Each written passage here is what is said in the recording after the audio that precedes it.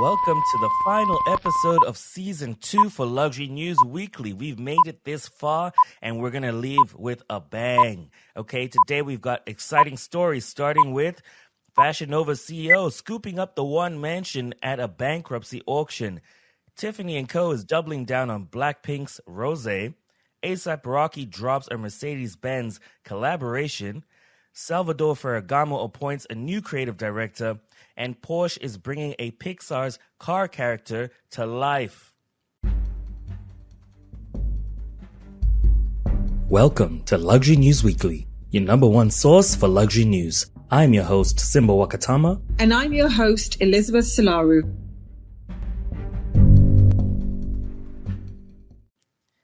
Fashion Nova CEO Richard Seguin is the mystery buyer who snapped up the one mansion. Now, if you don't know the one mansion, you really need to listen to the episode where we spoke about this mansion.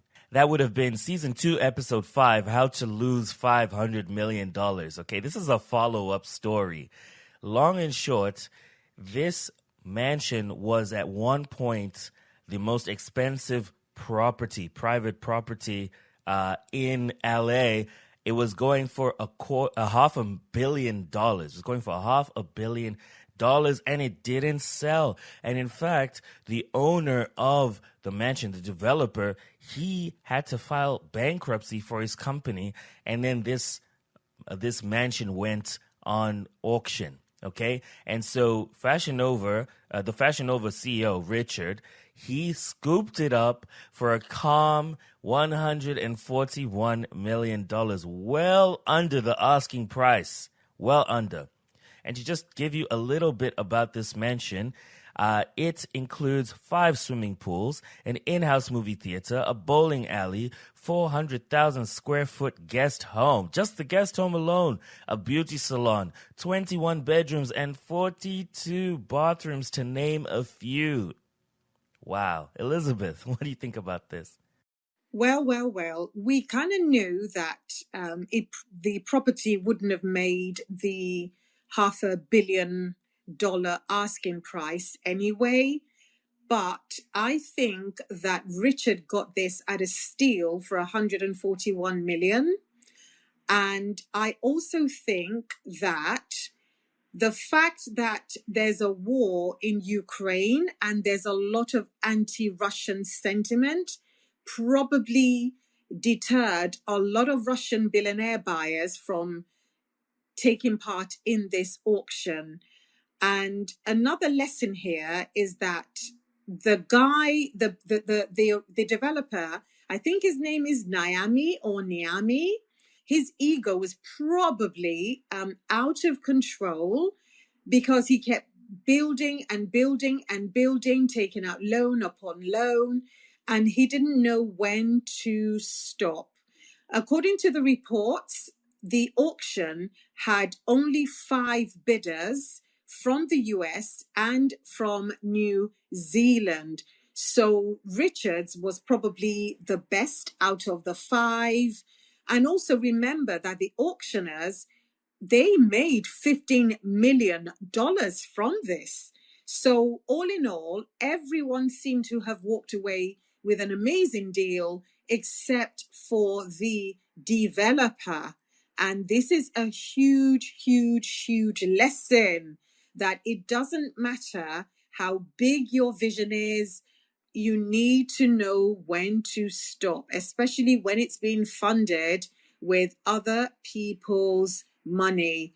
Fashion Nova, I mean, that brand is, I think that warrants a massive book in itself on how, Richard built the brand, etc. So I'm not surprised at all that he was able to pony up the money for this. So what do you think? I think he's laughing right now because this is like one of the best buys. This at $500 million, this was a stupid pricing, right? The pricing itself didn't make sense at $500 million. It seemed a bit outrageous. But now, at the price he bought it for, he got it cheap, right? Because I reckon the true value of this place It was somewhere in between what Richard bought it for and what it was listed for, right? And Richard got such a steal because even at auction, they already had halved the selling price to $295 million. That was the asking, right? So close to half. But he paid half of that. Exactly. Exactly. And it just goes to show, because I know in business, I remember this first day of MBA class many, many years ago, I was told that cash is king. Cash is king. This guy was able to pony up, and he came in at the right time. And even the conditions were perfect for him, because if there were only five bidders, I suspect that it wasn't a bidding war of any sort. It wasn't as if all five of them were absolutely desperate to get their hands on the property.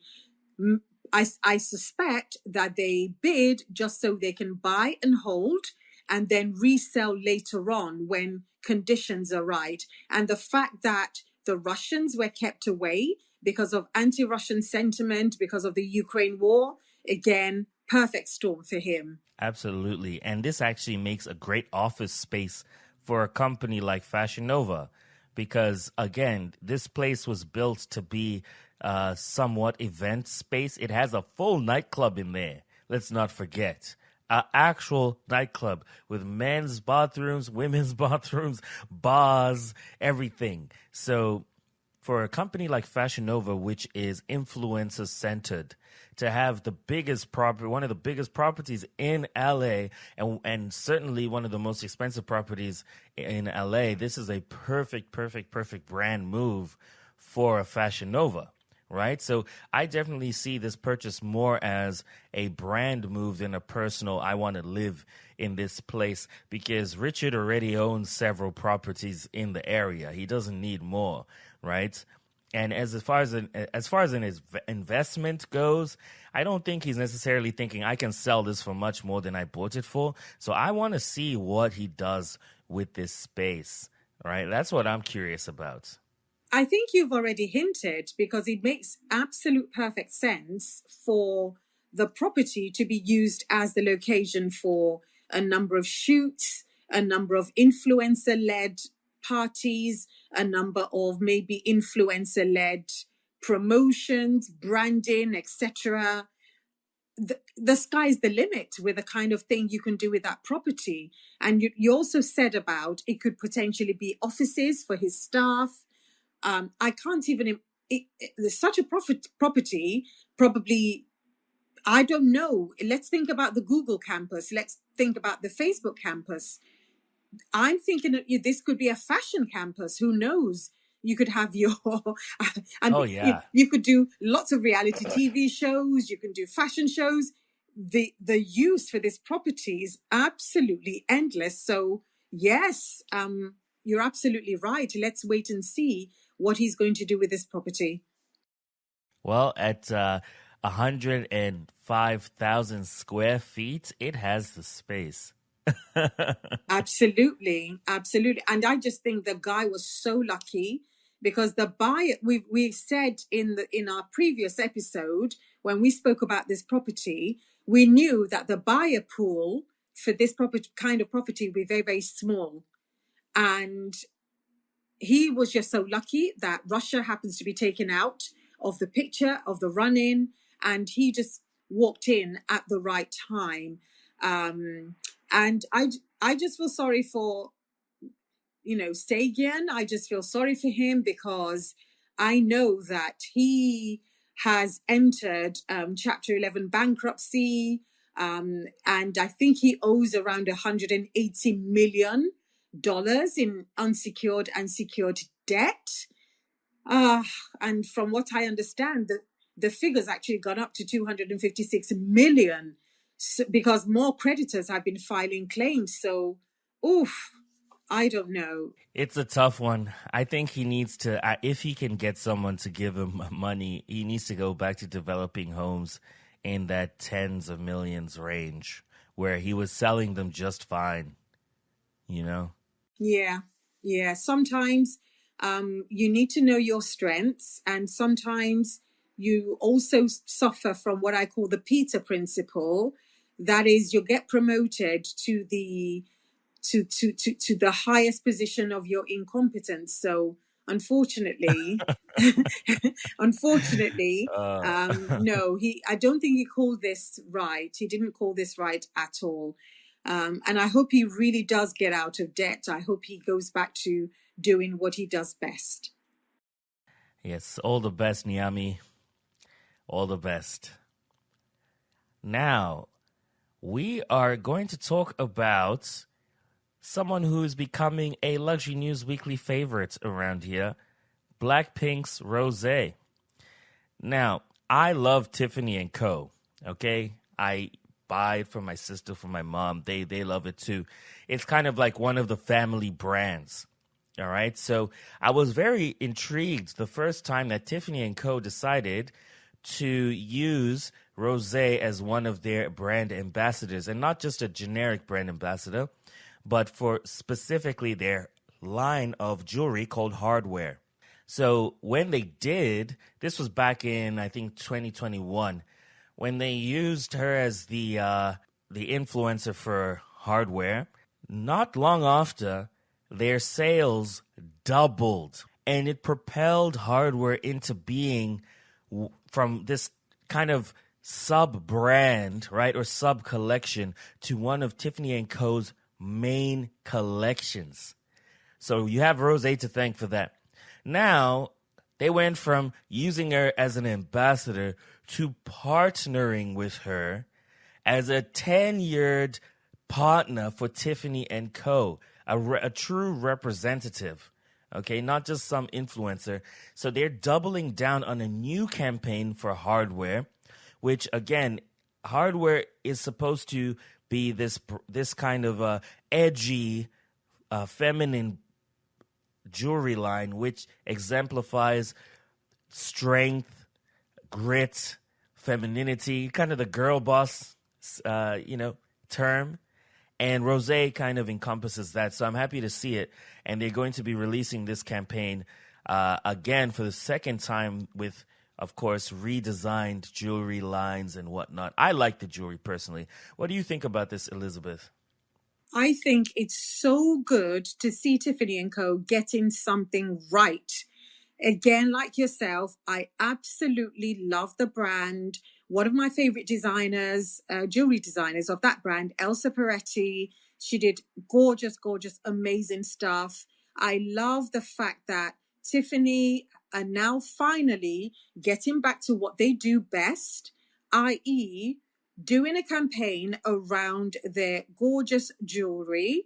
I love that even if you look at the images, advertising, is shot for this particular campaign, advertising the hardware. We're talking about very, very clean, minimalist, no floofy, fancy, whatever. Blackpink Rosé, she's wearing black. She's got the jewelry on, beautifully minimalist. The hardware, the jewelry itself, very, very lovely. In some of them, the links are actually black, which is a great nod to Blackpink. Also, when you look at the rose gold jewelry that they've used, beautiful, beautiful stuff. And if I were Tiffany, I would actually do more with the rose gold because they've done quite a bit with silver and they've done a bit with gold itself and obviously diamonds, etc. But it would be lovely for them. If I were them, I would actually create or find a different shade of rose gold or rosé or whatever. Maybe make it more pink, who knows, and create something, a new metal of sorts in honor of their new star. Because at the end of the day, all these campaigns is to do one job, and that is to get the sales. And she is driving those sales. So whatever they do for her, they should just keep it clean, minimal, light, fresh, feminine, and fierce like she is, because she is putting money in their till. And that is the most important thing. Absolutely. And this collection actually is quite vast, and it's ranging from prices of $500 all the way to $62,000. So if you are a hardcore, you know, Rosé fan or Blackpink fan, then there's something for you in here. And I like the motifs of these, these chains. But I'm trying to remember where I've seen this style chain before. I think it had something to do with sailing. But I love the hardware here. And, some of these pieces, even men could wear, actually. They can be quite unisex. Oh, But, absolutely. oh, yeah. Absolutely. Yeah, yeah, And I think you're spot absolutely. on about the rose slash make a new rose gold color. Because I feel like for this collection, they've got a lot of course, silver is the staple for Tiffany Co. I would say their base metal, that's what they use all the time is silver, right? And they use pearls, a combination of pearls and diamonds, of course. And then they've got hints of rose gold for some of the more popular pieces. But yes, because Rosé is the ambassador, it would be nice to see, like you're saying, a particular, maybe even a piece that only comes in rose gold, and that's the staple piece, you know? Oh, absolutely. And another thing I would also say for Tiffany is they could actually do maybe an NFT around that metal as well. Not because NFTs are popular, but because if they create a new kind of metal, they could be the first to put that on the blockchain, and it'll be there forever to sort of like immortalize this collaboration between them and Blackpink Rosé. So again, Tiffany, reach out to us. We've got so many ideas for you, and we love that you're doing so well. At last, Tiffany, at last. Happy to see this. Happy to see Tiffany go back into this direction. It's amazing. Okay, well, another interesting collaboration. We have ASAP Rocky collabing with Mercedes Benz to produce a 90s hip hop fashion line. Okay, it's more of a collection of unisex, you know, I would say articles of clothing because there's like hoodies, pants. He's wearing grills, Mercedes-Benz grills, which I don't think those are for sale. But I think they have belts as well and all kinds of things. I gloves, I think I saw somewhere, but I'm not too sure. Bags, hats, for sure. And they all have the Mercedes-Benz logo, but they're in very much a A$AP Rocky style of streetwear. And that's in collaboration really with A$AP Rocky's brand. Okay, because he has a fashion, well, actually, it's more like a collective. AWGE is the name of his creative company. And they actually produce a lot of the music videos. So most of his music videos are his productions by his company.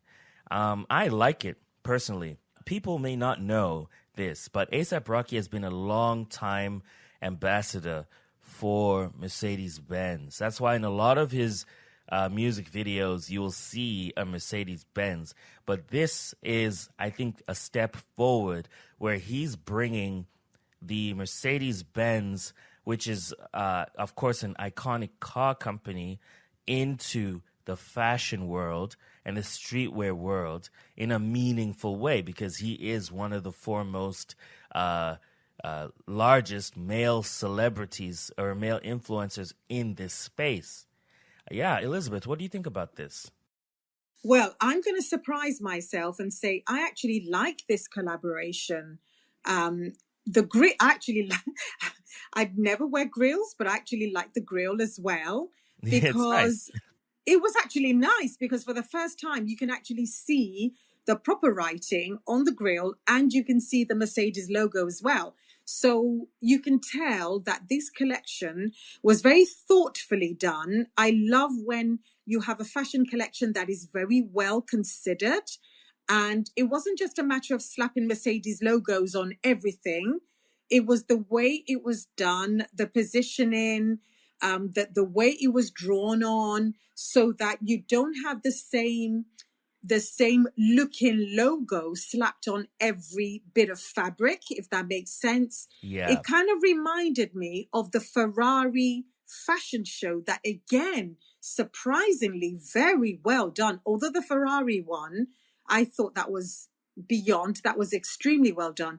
Yeah, This that is was actually high fashion. that was high fashion. This is streetwear, but it's still nicely done.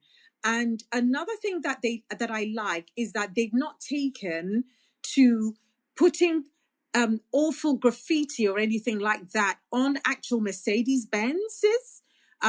They didn't do what's the company called? The one with the crosses. Chrome Hearts. Oh, Chrome no. Hearts. Oh my God. That was, in my view, and I could be wrong. I mean, I don't want to say an abomination, but No, you're right. Yeah, that was not well done. But this, with regards to the fashion, the use of the Mercedes-Benz logo, nicely done. I was pleasantly surprised. I love a celebrity collaboration where it makes sense. And even the photographs, beautifully done, clean, not crowded or anything like that. You know it's Mercedes, you know it's ASAP Rocky, and there it is. Got good, clean collaboration. I love it. I actually surprised myself by saying I love it. Absolutely. And I, for one, like yourself, do not like wearing brand prints. I absolutely hate it. I'm not a billboard. I don't want to feel like I'm a billboard, right? So I don't like wearing giant logos and whatnot. But the nice thing about this collection is because it's a car company and then the fashion portion was done so well, I don't feel like I want to wear it, I want to wear this brand. And I love the color palette, especially the white tracksuits with the neon green and with the green and neon yellow Mercedes logo on there. I absolutely love it. Looks super cozy. I would wear a lot of this stuff around the house, Absolutely. And I've just discovered a little fact that ASAP Rocky was actually named after the rapper Rakim. Yes. There was a rapper. I remember that rapper. He did a collaboration with, I can't remember the name of the lady. I absolutely was obsessed with the song. This was probably 20 years ago. And I didn't realize that ASAP Rocky is actually named after that particular rapper. So there we have it. Born to be in this life, I guess, right? Absolutely. Born to be famous. Exactly. Yeah, so definitely check this out on Instagram. Check out ASAP Rocky's page. It has a couple of the videos, and you can see where they got the inspiration from the old Mercedes Benzes to the new concept car as well. And they drew it. They brought it all together. It's quite nice, and you can kind of see the vision behind it. And of course, if you go onto the website, the WGE website, which is actually quite fun. You can, go through their digital experience and find that. Let me actually find how much these things are going to cost. Okay, so the Mercedes-Benz hoodie is $160, and that seems to be the average for the hoodies. You can get a cap for $75. You can get a tee for $60. I'm probably going to buy one of these things, not going to lie. I'm looking at this stuff and I just want to have it, I just want to have this. Yeah, awesome. All right, so thank you, ASAP. We are interrupting this episode to tell you a little bit about the people behind Luxury News Weekly. I'm your host, Simba Wakatama, the founder and CEO of Volo Bespoke. We personalize jewelry storage for the jewelry you wear. Find me on Instagram or LinkedIn at Simba Wakatama. I'm Elizabeth Solaru, founder and CEO of Luxury Business Emporium, and Elizabeth's Cake Emporium. You can find me on LinkedIn as Elizabeth Solaru or on Instagram as Luxury Business Emporium. Moving on, we have Salvador Ferragamo. They announced a new creative director, none other than Maximilian Davis. Now, Maximilian, and we'll just call him Max from now on. Sorry, Maximilian. I don't know if you like being called Max or not, but, you know, I'm going to twist my tongue if I keep saying your name back to back. I actually like that name, Maximilian. Anyways, Salvador Ferragamo announced Max as their creative director, which is it came as a bit of a surprise, but not an absolute surprise, because this young designer was actually we would know him as one of the semi-finalists in the LVMH prize, and he has been one of the top designers to watch out for in London. So this is a cool appointment because he's still a young designer. So they're getting him while he's fresh. He's also proven himself with a creative capacity.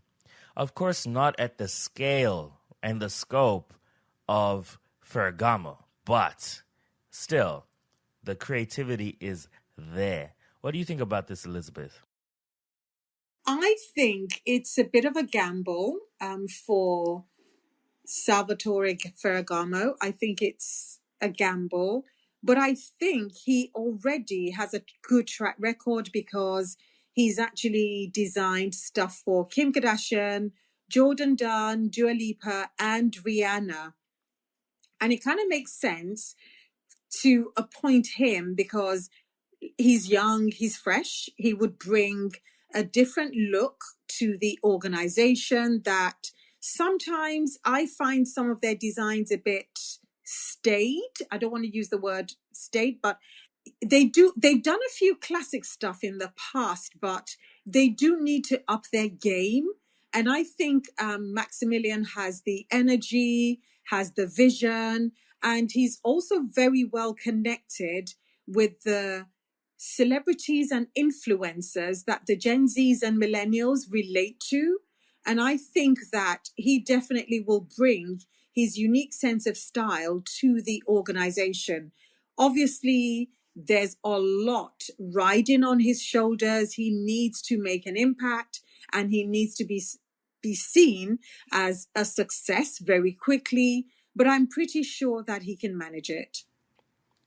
Yeah, now Ferragamo is probably mainly known at this point in time by their belt buckles. And shoes.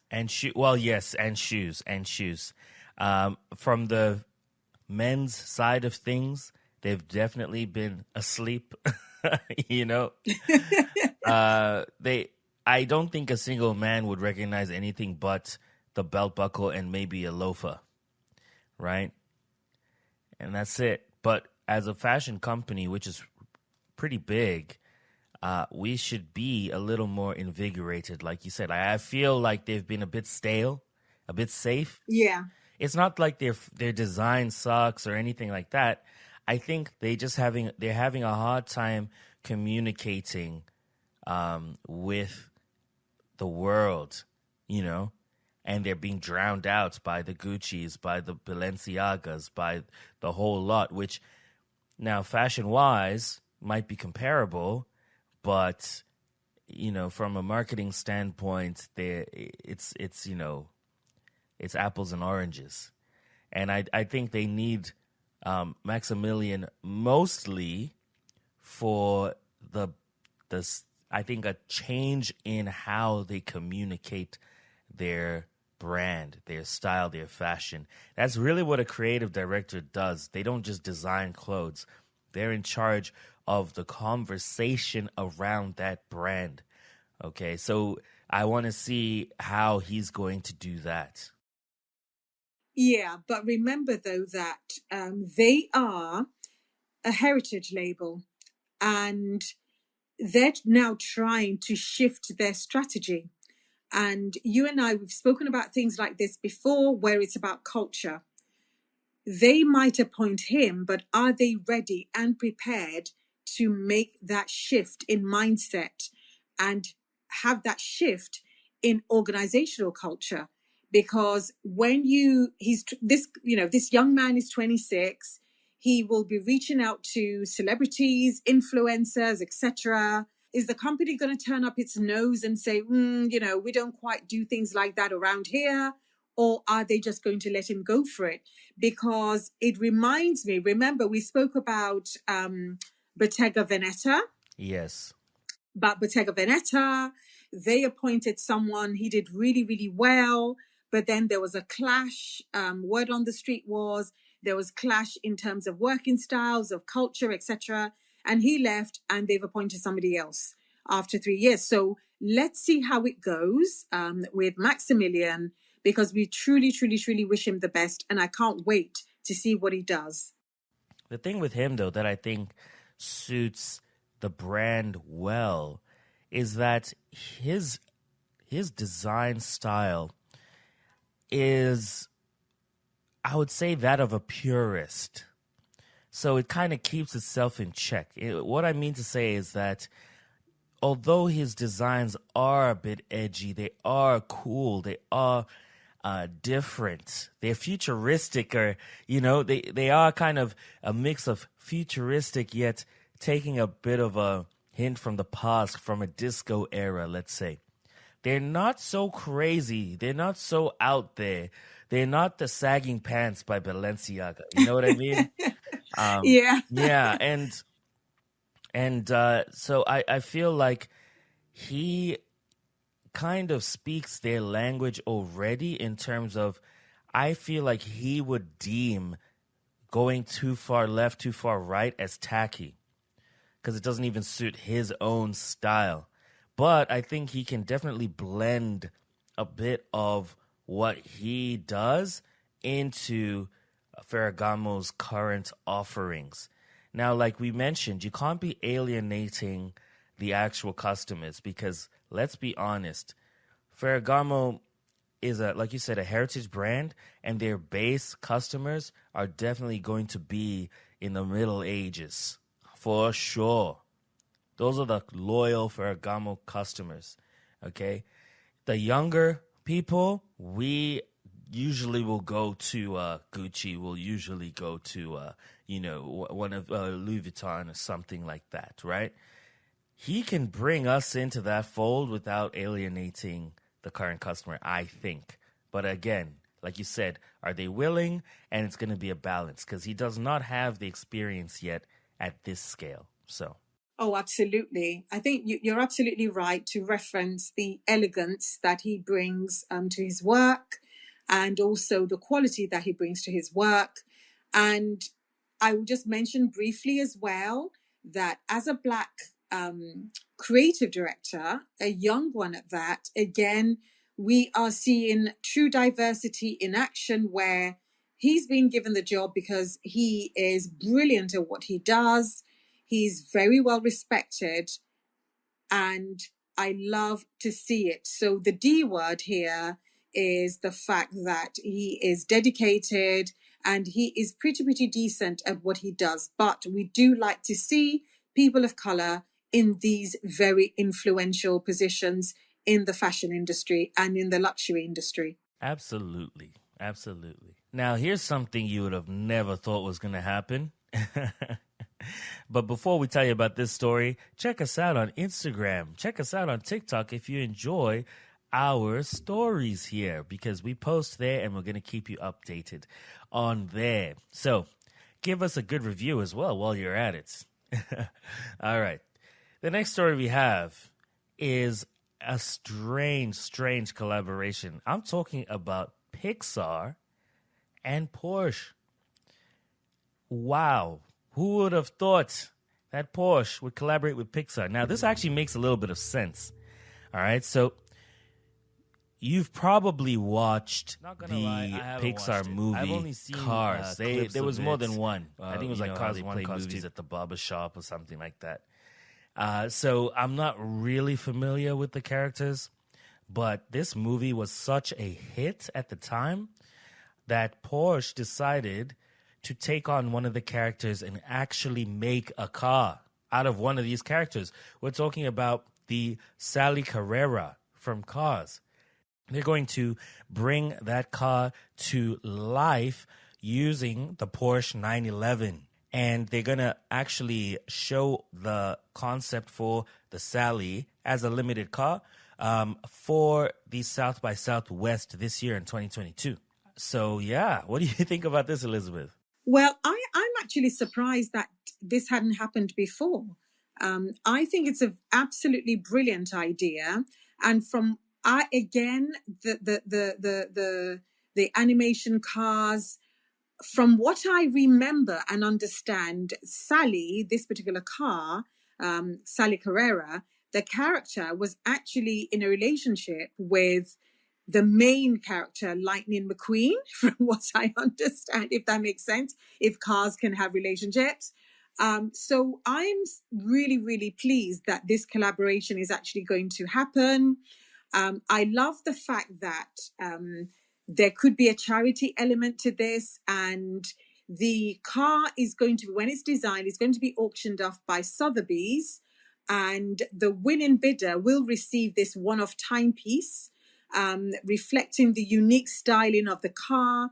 And the car itself is going to feature many bespoke parts to create a special and unique addition to the project. So I think it's brilliant. I think obviously if the auction can be in aid of charity, which I believe it is, it's specifically aimed to help children and supporting education programs for young girls in the US through Girls Incorporated and refugee families fleeing Ukraine, but predominantly for women and children. And I think that's brilliant because it carries through with the branding. So the car is meant to represent a woman, Sally Carrera, who's a lawyer for cars. And then, a real car is going to be built, auctioned off, and the proceeds are definitely going to a charity that's going to help women and children fleeing from war-torn Ukraine. So I think it's brilliant in every way. And I would say well done to Pixar, well done to Porsche for thinking of this absolutely brilliant idea. Absolutely. And shout out to Sotheby's. We need to have them back on the podcast. But shout out to them. I think Porsche hit the nail on the head with this one. This is exciting. This is something that is going to make a lot of waves. And you're hearing it first here. Because when it comes out at South by Southwest, which should be in a couple of months, this is definitely going to break the internet a little bit. I can see a lot of memes coming out of this. Without a shadow of a doubt, I can absolutely see this doing well. And I believe that they would probably make the car in blue. I think it's going to be in blue, which again, one of the colors on the Ukraine national flag. I would add a touch of yellow somewhere, so the blue and yellow is completely represented. But I think it's absolutely brilliant. I think it's a great idea, and they're doing something without getting too political, but it's driving the message. Again, very on brand for Porsche, very on brand for Pixar, very on brand for Sotheby's. Absolutely. Well, you heard it here first, folks, and these have been your top luxury news stories for the week. Now, as we said at the beginning, this is the last episode of season 2. So thank you so much for sticking with us. I'm sure there are a couple of episodes you need to go back and listen to just for some context and so you understand the follow-up stories. So go ahead and do that. But until we come back for season 3, keep up with us on Instagram, on TikTok. We're going to be posting on there, keeping you up to date with luxury news, beautiful pictures, inspiration, the whole 9 yards, education as well. Watch the reels, watch the TikToks to learn a bit about luxury. And yeah, we're just going to keep you up to date that way until we come back with season 3. How does that sound? Fantastic. I'm really, really looking forward to what we are going to do in season 3. We've got a very exciting plans. I'm not going to spoil anything right now, but yes, I cannot wait. I am so, so, so excited. And I just want to say a huge thank you to everyone who's listened to us, who have stuck by us, and who have written in to say how much they enjoy listening to this. This is something that we do from our hearts because we are lovers of luxury. We are lovers of the business of luxury, and we just love that space. So thank you so much, everyone. Thank you so much, and till next time.